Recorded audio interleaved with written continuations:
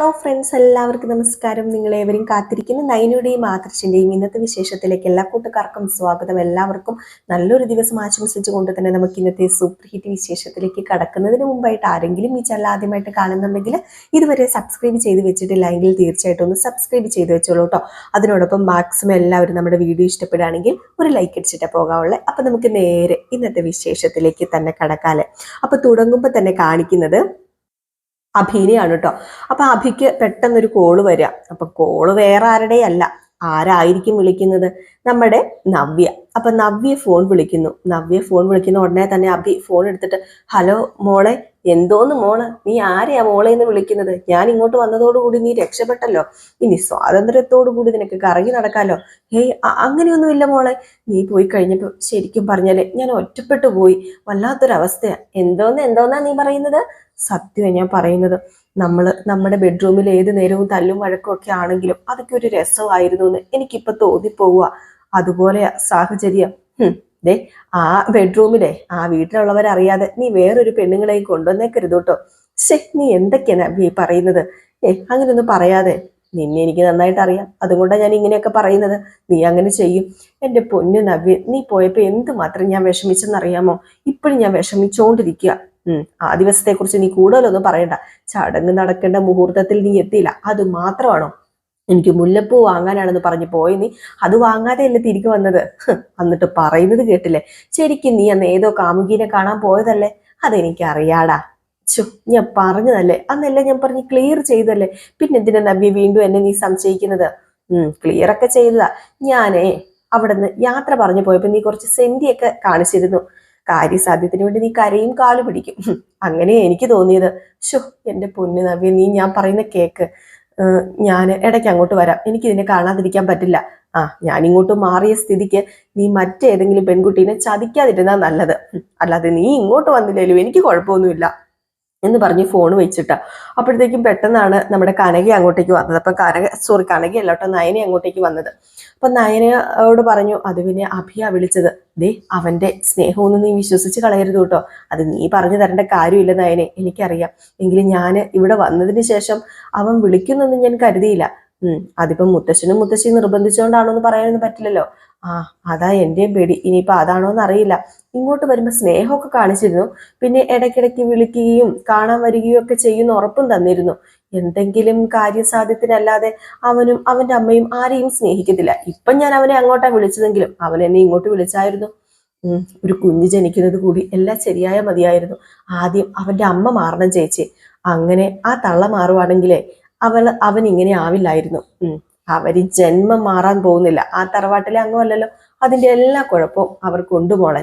അല്ല, വിളിച്ചിട്ട് അഭി ഇങ്ങോട്ടേക്ക് വരുന്നു പറഞ്ഞോ? അതൊക്കെ പറഞ്ഞു. അവന് പിന്നെ അഭിനയിക്കാൻ നന്നായിട്ട് അറിയാലോ. ആ അഭിനയത്തിലാണല്ലോ ഞാനും വീണു പോയത്.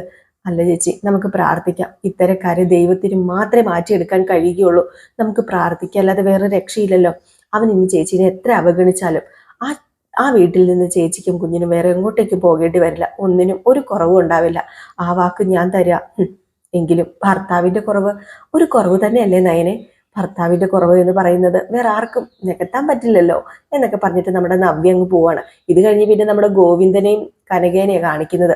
അങ്ങനെ നമ്മുടെ കനക പറയാ, അതേ ഗോവിന്ദേട്ട, ഞാനും മോളും എന്തെങ്കിലുമൊക്കെ പറഞ്ഞാലുവേ അവള് തമാശയായിട്ട് കാണത്തുള്ളൂ. ദേ, അച്ഛൻ തന്നെ മോളോട് ഗൗരവമായിട്ടൊന്ന് സംസാരിക്കണം, എങ്കിലും ഇതൊക്കെ ഒന്ന് സീരിയസ് ആകത്തുള്ളൂ. അപ്പൊ നമ്മുടെ നന്ദുവും പറഞ്ഞു, അത് ശരിയാ, ഞാനും പരമാവധി മുഖം കനപ്പിച്ചിരുന്നോളാം, ദേഷ്യപ്പെട്ടിരിക്കും. അപ്പോഴത്തേക്ക് നമ്മുടെ നയന വന്നു കേട്ടോ. നയന വന്ന ഉടനെ തന്നെ നമ്മുടെ നയന പറഞ്ഞു, അല്ല, വന്നപ്പോ മുതൽ ഞാൻ ശ്രദ്ധിക്കുക, എന്താ മൂന്നാൾക്കും പറ്റിയത്? ചെയ്ത കാര്യങ്ങൾ വിളിച്ചു പറയുന്നത് എനിക്ക് ഇഷ്ടമല്ല.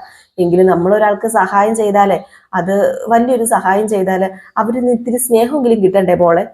അതിന് ഇവിടെ ഇപ്പൊ എന്താ അച്ഛാ ഉണ്ടായത്? എന്താ ഉണ്ടായതെന്ന് മോക്കറിയില്ലേ? അത് കൊള്ളാം. മോളുടെ ശരീരത്തിന്റെ ഒരു ഭാഗമാണ് മോളുടെ അമ്മായിയമ്മയ്ക്ക് അറുത്തു മാറ്റി കൊടുത്തത്, അത് മറന്നുപോയോ? അപ്പോഴത്തേക്ക് നമ്മുടെ കനക പറഞ്ഞു, അത് മാത്രമാണോ? അപ്പൊ പെട്ടെന്ന് ഗോവിന്ദൻ ദേഷ്യപ്പെട്ട്, നീ മിണ്ടാതിരിക്കുക, ഞാൻ പറയുന്നതിന്റെ ഇടയ്ക്ക് കയറി നീ പറയണ്ട എന്നിങ്ങനെ പറഞ്ഞു കേട്ടോ. അപ്പൊ നമ്മുടെ കനക മിണ്ടാതിരുന്നു. അപ്പൊ നമ്മുടെ ഗോവിന്ദൻ പറഞ്ഞു, അതെ, മോളുടെ അമ്മായിയമ്മയുടെ ജീവൻ നിലനിർത്തിയത്. അതിനുശേഷം ജ്വല്ലറിയിൽ പോയി ജോലി ചെയ്യുന്ന നീ വെറുതെ അല്ല സാലറി മേടിക്കുന്നത്. നയന കളക്ഷൻസ് ഇന്ന് സ്വർണം ഇഷ്ടപ്പെടുന്നവരൊക്കെ മനം കവർന്നിരിക്കുക. അതിൽ നിന്നൊരു 10-100 കോടിയെങ്കിലും ഇപ്പൊ അവരുണ്ടാക്കി കാണും. അത് ആദർശ് മോൻ പറഞ്ഞല്ലോ. പിന്നെ എന്തിനാ മോള് വെറുതെ കരിയായിട്ട് അവിടെ നിൽക്കുന്നത്? അതൊക്കെ പോട്ടെ, അതെന്തെങ്കിലും ആയിക്കോട്ടെ. പെൺകുട്ടികൾ കയറി ചെല്ലുന്ന വീട്ടില് എങ്ങനെയൊക്കെ സഹായിക്കാമോ ആ രീതിയിലൊക്കെ സഹായിക്കാം. പക്ഷെ ആ രീതിയിലുള്ള നന്ദി അവര് കാണിക്കണം എന്നാണ് ഞാൻ പറയുന്നത്. അല്ല, അവരെന്ത് നന്ദിയുടെ അച്ഛ കാണിച്ചത്? അവരൊക്കെ ഇപ്പൊ നമ്മളെ സ്നേഹിക്കുന്നില്ലേ അമ്മേ? ആരാരെ സ്നേഹിക്കുന്നെന്നാ നയനെ നീ പറയുന്നത്? അപ്പോഴത്തേക്കും കനക പറഞ്ഞു, അല്ല കനകയല്ല, ഗോവിന്ദൻ പറഞ്ഞു, മിണ്ടാതിരിക്കുക കനകെ, ഞാൻ പറഞ്ഞല്ലോ ഇടയ്ക്ക് സംസാരിക്കരുതെന്ന്. നീ മിണ്ടണ്ട, ഞാൻ ഇവളോട് പറഞ്ഞോളാം. നീ പറഞ്ഞ ഇവക്ക് മനസ്സിലാവില്ല എന്നിങ്ങനെ പറഞ്ഞു. അപ്പോഴത്തേക്കും പെട്ടെന്ന് നമ്മുടെ നന്ദു ചിരിക്കാൻ കേട്ടോ ഗോവിന്ദന്റെ അഭിനയം കണ്ടപ്പോഴത്തേക്കും. നല്ല അഭിനയമാണ്. അങ്ങനെ ഗോവിന്ദൻ പറയാ, ഇന്ന് അവിടെ ചടങ്ങ് നടന്നപ്പോ എന്താ കണ്ടത്? ആദർശിന്റെ അമ്മ മോളോട് ഒരു നല്ല വാക്ക് പറഞ്ഞു. ഇല്ലല്ലോ, മോളെ സ്നേഹിക്കണ്ട, മോൾ ആ വീട്ടിലൊരു അംഗമാണെന്നുള്ള രീതിയിൽ അവരുടെ ഭാഗത്തു നിന്നൊരു സംസാരം ഉണ്ടായോ? ഒരു ചെറിയ സ്നേഹം നിനക്ക് തരുന്നുണ്ടോ? പരിഗണന തരുന്നുണ്ടോ? അതെനിക്ക് സഹിക്കാൻ പറ്റിയില്ല. അത് കണ്ടിട്ട് എനിക്ക് വല്ലാത്ത സങ്കടമായിപ്പോയി. അപ്പൊ നമ്മുടെ നവ്യം പറഞ്ഞു, അതച്ഛൻ പറഞ്ഞത് ശരിയാ, കുറച്ചൊക്കെ ആദർശേട്ടന്റെ അമ്മയ്ക്ക് മാറായിരുന്നു, പ്രത്യേകിച്ച് നിന്റെ അടുത്ത്. നീ എന്തൊക്കെ കാര്യങ്ങൾ ചെയ്തു? അപ്പോഴത്തേക്കും ഗോവിന്ദ പറഞ്ഞു, ഈ രീതിയിൽ ഇനി മുന്നോട്ടേക്ക് കാര്യങ്ങൾ പോയാൽ ശരിയാവില്ല. അതുകൊണ്ട് ഞങ്ങൾ ഒരു തീരുമാനം എടുത്തു. ആ തീരുമാനം ഉറച്ചത് തന്നെയായിരിക്കും. മോൾക്ക് വേണമെങ്കിൽ ആദർശിന്റെ അടുത്തേക്ക് മടങ്ങി പോകാം. പക്ഷെ അങ്ങനെ അനന്തപുരിയിലേക്ക് പോയി കഴിഞ്ഞാൽ പിന്നെ ഞങ്ങളും മോളും തമ്മിൽ ഒരു ബന്ധവും ഉണ്ടാവില്ല. ഞങ്ങൾ അങ്ങോട്ടേക്ക് വരില്ല, മോൾ ഇങ്ങോട്ടേക്ക് വരണ്ട, നമുക്ക് ഇടയിൽ ഒരു ബന്ധവും വേണ്ട.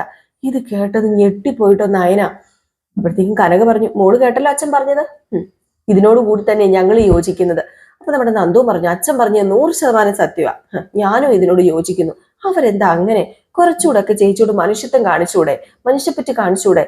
അത് പിന്നെ ഞാൻ ആ കരൾ കൊടുത്തത് നമ്മൾക്ക് അറിയില്ലല്ലോ. പോട്ടെ, മോള് അവിടെ നിന്നിട്ട് ആ വീടിന്റെ ഉയർച്ചയ്ക്കല്ലേ കഠിനാധ്വാനം ചെയ്യുന്നത്. അതെന്താ മോളെ അവര് മനസ്സിലാക്കാത്തത്? അതും അവര് മനസ്സിലാക്കുന്നില്ലല്ലോ.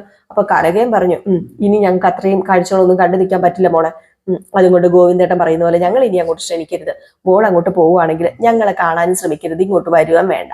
അത് മാത്രമേ എനിക്ക് പറയാനുള്ളൂ. പിന്നെ നന്ദുവിന്റെ ഇഷ്ടം, നന്ദുവിനെ കാണുവോ കാണാതിരിക്കുവോ? അപ്പം ഗോവിന്ദൻ പറഞ്ഞു, ഒന്നെങ്കിൽ മോക്ക് ഇവിടെ നിൽക്കാം, അല്ലെങ്കിൽ സ്ഥിരമായിട്ട് മോക്ക് അവിടെ നിൽക്കാം. അവിടേക്ക് പോയി കഴിഞ്ഞാൽ പിന്നെ ഞങ്ങളെ കാണാൻ വേണ്ടി വരരുതെന്ന് ഞങ്ങൾ പറഞ്ഞത്. ഇത് മാത്രമേ എനിക്ക് ആവർത്തിച്ച് പറയാനുള്ളൂ. ഇത് അച്ഛന്റെ അവസാന തീരുമാനമാണ്. അപ്പൊ നമ്മുടെ നന്ദു പറഞ്ഞു, ഇത് ആദർശേട്ടൻ്റെ അടുത്ത് തന്നെ വീടാ, എങ്കിൽ പിന്നെ നമുക്ക് ഈ വീട്ടിൽ നിന്ന് അങ്ങ് മാറിയാലോ അച്ഛ? അത് പിന്നെ മാറണമല്ലോ. എന്താണെങ്കിലും അത് പിന്നെ പറയേണ്ട കാര്യമില്ലല്ലോ. അങ്ങനെയാകുമ്പോ നമുക്ക് മാറുകയും കൂടെ ചെയ്യാം. അപ്പൊ നവ്യ പറഞ്ഞു, ഇതെന്താ പെട്ടെന്ന് അച്ഛനും അമ്മ ഇങ്ങനെ ഒരു തീരുമാനം എടുക്കുന്നത്? ഞങ്ങൾ ഇങ്ങനെ ഒരു തീരുമാനം എടുത്തോണ്ട് തന്നെ അങ്ങോട്ടേക്ക് വന്നത്, പിന്നെ പറഞ്ഞില്ലെന്നേ ഉള്ളൂ. ഇങ്ങനെ പല തീരുമാനവും ഇനി എടുക്കണം. അന്നത്തെ ദിവസം ആദർശ് മോന്റെ അമ്മ എങ്ങനെ സംസാരിക്കുന്നെന്നും എങ്ങനെ പെരുമാറുന്നുവെന്നും കൃത്യമായിട്ട് നോക്കണമെന്ന് ആദ്യം പറഞ്ഞു ഗോവിന്ദേട്ടനാ. അത് പ്രകാരം ഞങ്ങൾ എല്ലാം വാച്ച് ചെയ്തത്. എന്നിട്ട് എന്താ ഉണ്ടായത്? മോളോട് ഒരു പരിഗണനയില്ല, ഒരു സ്നേഹവും. അപ്പൊ നന്ദു പറഞ്ഞു, ഇനിയിപ്പൊ എന്തായാലും ആ വീട്ടിലേക്ക് കയറി വരാൻ ഞങ്ങൾക്ക് താല്പര്യമില്ല ചേച്ചി, ഞങ്ങൾ ആ വീട്ടിലേക്ക് വരില്ല. അതുപോലെ തന്നെ അമ്മായിയമ്മ മരുമകളെ പരിഗണിക്കാത്ത വീട്ടിലേക്ക് ചേച്ചി പോകുന്നതിനോടും ഞങ്ങൾക്ക് വലിയ താല്പര്യമൊന്നുമില്ല. അതുകൊണ്ട് ചേച്ചി ഇവിടെ നിൽക്കുന്നതായിരിക്കും നല്ലത്. അപ്പൊ നമ്മുടെ ഗോവിന്ദൻ പറഞ്ഞു, നന്ദു അങ്ങനെ പറയണ്ട, കല്യാണം കഴിഞ്ഞ പെൺകുട്ടികൾ ഭർത്താവിന്റെ വീട്ടുകാരുമോ വലുത്. അതുകൊണ്ട് മോൾക്കൊന്നിലും ഞങ്ങൾ തടസ്സം നിൽക്കുന്നില്ല. മോള് പക്ഷെ അവിടേക്ക് പോയി കഴിഞ്ഞാൽ ഞങ്ങള് ഇല്ല എന്ന് കരുതി വേണം ജീവിക്കാൻ. അങ്ങനെ ജീവിക്കാൻ പറ്റുമെങ്കിൽ അങ്ങോട്ട് പോക്കോ. അച്ഛൻ എന്തൊക്കെയാ പറയുന്നത്? അങ്ങനെ എനിക്ക് ജീവിക്കാൻ പറ്റുമോ? അങ്ങനെയെങ്കിൽ മോൾ ഇവിടെ നിന്നോ. മോള് ഇനിയിപ്പോ അനന്തപുരി തറവാട്ടിലേക്ക് പോകണ്ട, ഇവിടെ നമുക്ക് ഒരുമിച്ച് ജീവിക്കാം. അവർ സ്നേഹത്തോടു കൂടി വന്ന് വിളിക്കുകയാണെങ്കിൽ മാത്രം മോള് പോയാൽ മതി, അല്ലാതെ മോള് ഇവിടുന്ന് പോകണ്ട. അല്ലെങ്കിൽ ആദർശ് വന്ന് വിളിച്ചാൽ പോലും മോള് പോകാൻ പാടില്ല. ഞാൻ പറഞ്ഞല്ലോ, ഇതാണ് ഈ അച്ഛന്റെ തീരുമാനം. ഇനി നീ അങ്ങനെ പോയി കഴിഞ്ഞാൽ ചിലപ്പം വഴിയിൽ വെച്ച് കണ്ടാൽ പോലും ഞങ്ങള് നിന്നോട് മിണ്ടില്ല. അറിയാലോ, ചിലപ്പം നന്ദുവും കനകയും വഴിയിൽ നിന്ന് സംസാരിച്ചാല് ചിലപ്പം മിണ്ടുമായിരിക്കും. പക്ഷെ ഈ അച്ഛന്റെ ഭാഗത്തു നിന്ന് അങ്ങനെ ഉണ്ടാവില്ല. അച്ഛൻ പിന്നെ മിണ്ടില്ല എന്ന് പറഞ്ഞാൽ മിണ്ടില്ല. പിന്നെ ഈ അച്ഛൻ നിന്റെ അച്ഛനല്ലായിരിക്കും. പിന്നെ സഹിക്കുന്നതിനൊരു പരിധി ഉണ്ടല്ലോ. ഇനി ഇതിൽ കൂടുതൽ എനിക്കൊന്നും പറയാനില്ല എന്ന് പറഞ്ഞു ഗോവിന്ദൻ അങ്ങ് പോയി കേട്ടോ, ദേഷ്യം വന്നിട്ട്. നമ്മുടെ കനകയാണെങ്കിൽ നന്ദൂരെ നോക്കിയിട്ട് അഭിനയം പൊടിക്കുക. എന്താ അഭിനയം എന്നുള്ള രീതിയിൽ ഇങ്ങനെ കാണിക്കുന്നുണ്ട്. കാരണം നമ്മുടെ ഗോവിന്ദൻ അത്ര നന്നായിട്ട് അഭിനയിക്കുകയാണ് കേട്ടോ. നല്ല രീതിയിൽ തന്നെ നയനയോട് സംസാരിച്ചു. ഏതായാലും നയനയ്ക്ക് തന്നെ ഒരു അതിശയമായിപ്പോയി. കാരണം ഗോവിന്ദൻ ഒരിക്കലും ഇങ്ങനെയൊന്നും പറയുന്നൊന്നും പ്രതീക്ഷിക്കുന്നില്ലല്ലോ നമ്മുടെ നയന. നവ്യം പ്രതീക്ഷിക്കുന്നില്ല. പക്ഷെ നവ്യേക്കാൾ കൂടുതൽ ഷോക്ക് നമ്മുടെ നയനയ്ക്കാ. ഇങ്ങോട്ടേക്ക് വരരുത്, മിണ്ടരുത്, കാണരുത്, ഇനി ഇങ്ങനെ ഒരു ബന്ധമില്ല എന്നൊക്കെ പറഞ്ഞു കഴിഞ്ഞിട്ടുണ്ടെങ്കിൽ എങ്ങനെ നമ്മുടെ നയനയ്ക്ക് പോകാനായിട്ട് സാധിക്കും? അത് മാത്രമല്ല, സത്യം പറഞ്ഞിട്ട് പോകാൻ പറ്റുമോ?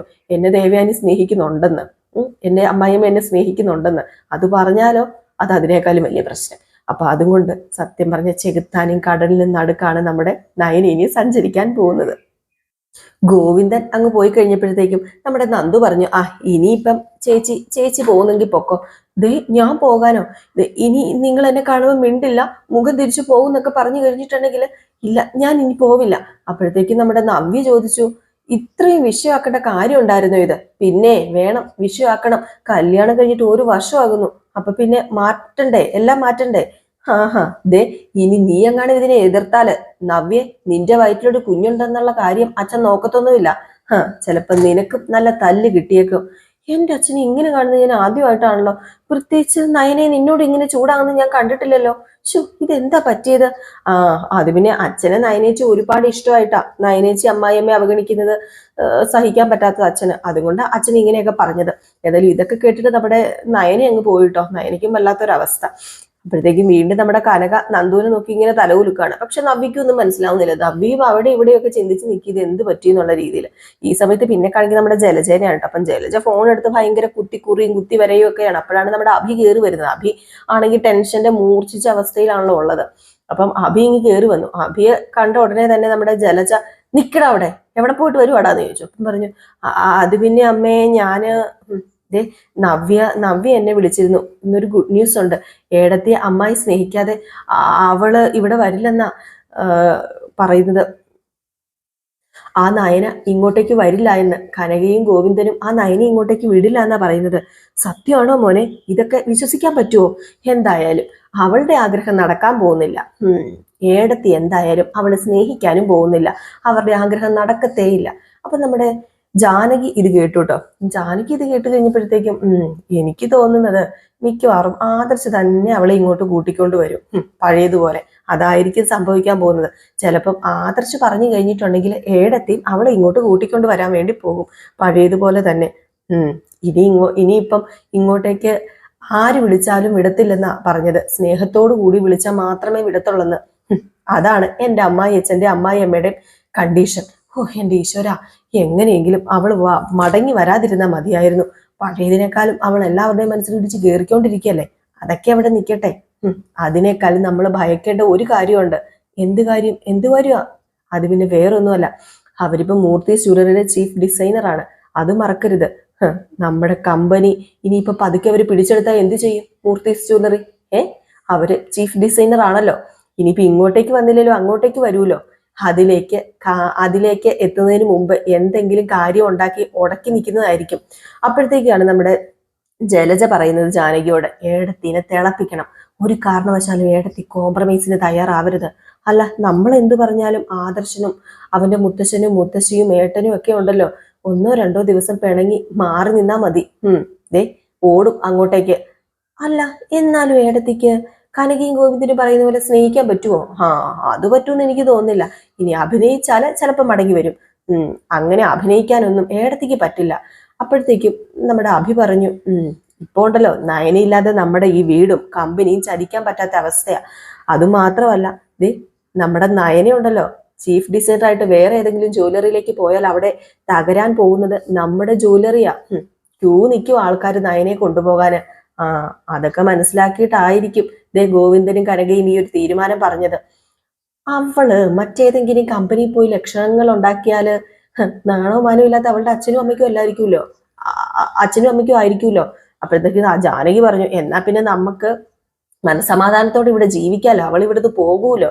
അങ്ങനെയെങ്കിലും അവള് പോട്ടെ. ഇതിപ്പോ ഏത് നിമിഷവും മോൾ ഇവിടുന്ന് പിണങ്ങി പോകാനുള്ള ചാൻസ് ഉണ്ട്. അവൾമാരിവിടെ ഉണ്ടെങ്കിൽ, അവൾമാര് ഇവിടെ ഉള്ള സ്ഥിതിക്ക് എൻ്റെ മരുമോൾക്ക് സ്വസ്ഥത കിട്ടില്ല. ഏതായാലും ഞാൻ ഈ വാർത്ത അനാമിക മോളോടൊന്ന് പറയട്ടെ, അത് മോൾക്ക് ഭയങ്കര സന്തോഷമായിരിക്കും എന്ന് പറഞ്ഞുകൊണ്ട് ജാനകി അങ്ങ് പോവാണ്. പിന്നെ അവിടെ നമ്മുടെ അഭിയും ജലജയും ആട്ടോ ഉള്ളത്. ഇത് കേട്ട ഉടനെ തന്നെ നമ്മുടെ ജലജ പറഞ്ഞു, ഈ പറയുന്ന അനാമിക ഇവിടെ ഉറച്ചു നിൽക്കാൻ പോകുന്നില്ല. നവ്യയും നയനയും ഇങ്ങോട്ടേക്ക് വന്നില്ലെങ്കിൽ ആ അനാമികനെയും പുറത്താക്കണം. അത് പിന്നെ നമ്മളൊരു വ്രതമാക്കി എടുക്കണം. അവളും ഇവിടെ അധികം നാള് വാഴണ്ട, ആരും വാഴണ്ട. അല്ല, നീ എന്താ മോനെ ഈ ആലോചിക്കുന്നത്? അല്ല, ഒന്നുമില്ലമ്മേ, ഞാന് ഇപ്പൊ അത്ര സുഖമായിട്ടൊന്നും അല്ല മുന്നോട്ടേക്ക് പോകുന്നത് സന്തോഷിക്കാൻ. അത് പിന്നെ ചെറിയ കുഴപ്പങ്ങളൊക്കെ ഉണ്ടമ്മേ. എന്ത് കുഴപ്പമുള്ളത്? ഒരു തലവേദന ഒഴിയുമ്പം അതിനേക്കാളും വലിയ തലവേദന കൊടുങ്കാറ്റായിട്ട് വന്നോണ്ടിരിക്കുക. അമ്മ തൽക്കാലം അത്ര അറിഞ്ഞാൽ മതി, വേറൊന്നും അമ്മ അറിയണ്ട. ആകെപ്പാട് ടെൻഷനില്ല. ഇതൊന്നും കേട്ട് സന്തോഷിക്കാനുള്ള ഒരു സാഹചര്യത്തിലല്ല ഞാനിപ്പം എന്ന് പറഞ്ഞ് അങ്ങ് പോയി. അപ്പോഴത്തേക്ക് നമ്മുടെ ജലജ ഇവനിതെന്താ പറ്റിയത്, ഇവൻ എന്തോ തലവേദന എടുത്തത് കണ്ടുപിടിച്ചോണ്ട് വന്നിട്ടുണ്ടല്ലോ എന്നിങ്ങനെ മനസ്സിൽ വിചാരിച്ചുകൊണ്ടിരിക്കുകയാണ്. പിന്നെ കാണിക്കുന്ന സീൻ എന്ന് പറഞ്ഞിട്ടുണ്ടെങ്കിൽ നമ്മുടെ വേണുവിനെയും രേവതിനെയും അനാമികേനെയും. അങ്ങനെ നമ്മുടെ രേവതി അനാമികയോട് പറയാ, ഒരു കാരണവശാലും മോളെ ദേവയാനി ചേച്ചി അവളെ സ്നേഹിക്കാൻ പാടില്ല. അങ്ങനെ ഉണ്ടായാലേ ഇനി ഒരിക്കലും ദേ അച്ഛനും അമ്മയില്ലേ, അവളുടെ അച്ഛനും അമ്മയും അങ്ങോട്ടേക്ക് കടത്തി വിടത്തില്ല.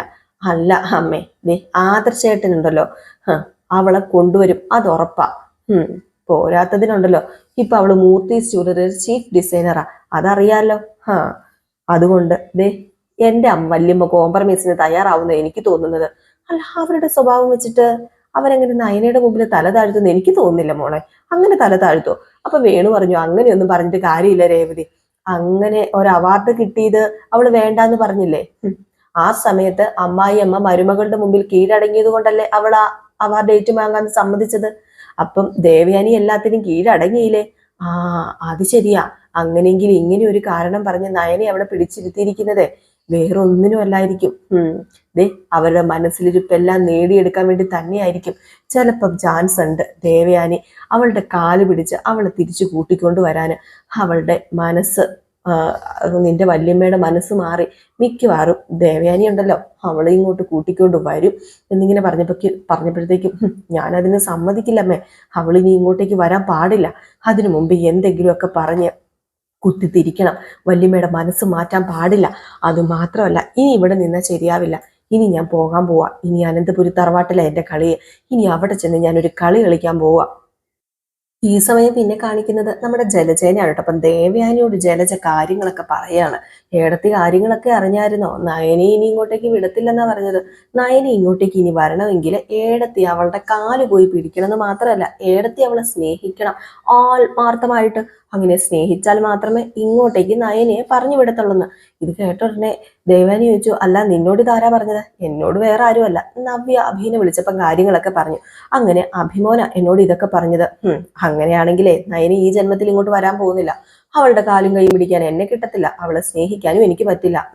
പിന്നെ ദേ ഏടത്തിയുടെ മനസ്സ് ഏടത്തിയുടെ മകൻ മാറ്റിയെടുക്കും. നോക്കിക്കോ, ഇത് അവരുടെ തന്ത്രമാണ്. ഈ സമയം കൊണ്ട് അവർക്ക് എല്ലാം ചെയ്യാൻ പറ്റും. കാരണം വേറൊന്നുമല്ല, അവളിപ്പം ചീഫ് സെക്രട്ടറി ആണല്ലോ. ചീഫ് സെക്രട്ടറി അല്ല, സോറി, അവിടുത്തെ മൂർത്തീസ് ജ്വല്ലറിയുടെ ചീഫ് ഡിസൈനർ ആണല്ലോ. അപ്പൊ അതുകൊണ്ട് തന്നെ ഇനി അവളെ വിട്ട് കളയാനും പറ്റത്തില്ല. അവളെ വിട്ട് കഴിഞ്ഞാലോ അവള് വേറെ ജോലിക്കും പോകും. പിന്നെ മൂർത്തീസ് ജ്വല്ലറി ഇടിയുകയും ചെയ്യും. അപ്പൊ ഇതെല്ലാം അവരുടെ തന്ത്രവയടത്തി എന്ന് പറഞ്ഞപ്പോ അവരുടെ എന്ത് തന്ത്രമാണെങ്കിലും അത് എൻ്റെ അടുത്ത് നടക്കാൻ പോകുന്നില്ല. ഞാൻ ഒരിക്കലും അവളെ ഇങ്ങോട്ട് കൂട്ടിക്കൊണ്ട് വരില്ല എന്ന്. ഇതിൽ ജലജ ഇത് കേട്ട് സമാധാനത്തോടു കൂടി പോയി. പക്ഷേ നമ്മുടെ ദേവയാനിയുടെ സമാധാനം നഷ്ടപ്പെട്ടു കേട്ടോ. ദേവയാനി, എൻ്റെ ഈശ്വര, ഇതെന്താ ഇത് ഞാൻ ഈ കേൾക്കണത്? ഇനി മോളെ ഇങ്ങോട്ടേക്ക് വിടില്ലേ എന്ന ആ ഒരു ഇതിൽ ഇങ്ങനെ വെപ്രാളത്തോടു കൂടി നിൽക്കുന്ന ആ ഒരു സീൻ കാണിച്ചിട്ടാട്ടോ ഇന്നത്തെ വിശേഷം അവസാനിക്കുന്നത്. അപ്പൊ എല്ലാവരും കാത്തിരിക്കുക അടുത്ത വിശേഷത്തിനായിട്ട്. അടുത്ത വിശേഷവും നമ്മുടെ രേവതിയുടെയും സച്ചിയുടെയും പ്രമോ വിശേഷമാണ്. അത് നമ്മളൊരു ഉച്ചയ്ക്ക് ഒരു 1:45 ഒക്കെ കൂടി തന്നെ കൊണ്ടുവരുന്നതായിരിക്കും കേട്ടോ. അപ്പൊ എല്ലാവരുടെയും സ്നേഹത്തിനും സപ്പോർട്ടിനും ഒക്കെ ഒരുപാട് നന്ദിയോട്. വീണ്ടും നിങ്ങളുടെ സ്നേഹവും സപ്പോർട്ടും ഈ രീതിയിൽ തന്നെ ഉണ്ടാകുമെന്ന് പ്രതീക്ഷയോടുകൂടി നിർത്തുന്നു. Tata, bye bye.